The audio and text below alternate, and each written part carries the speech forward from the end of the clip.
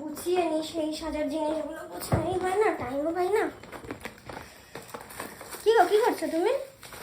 মুদিখানার মাল দেখছি। বলছি রাত্রিবেলা কি খাবে আজকে? বিরিয়ানি বানাও।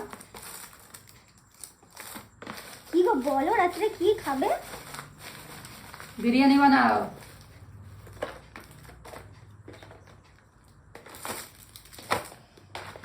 বলবে তো, সেই দিকে জিজ্ঞেস করছি কি খাবে কি খাবে, বলো রাতে কি খাবে?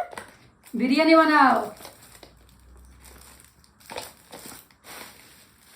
মানে খাওয়ারই ইচ্ছা নেই, বলছেই না কি খাবে, সেই দিকে জিজ্ঞেস করে যাচ্ছি কি খাবে কি খাবে বলো রাতে। বললাম তো বিরিয়ানি বানাও, বিরিয়ানি বানাও, বিরিয়ানি বানাও। समझ रहे हो? समझ रहे हो आप? समझ रहे हो? এবার কিছু জিনিস আনতে, আরে বলবে কি বলবে না রাতে তুমি কি খাবে, না লিখেই যাবে? খিচুড়ি বানাও।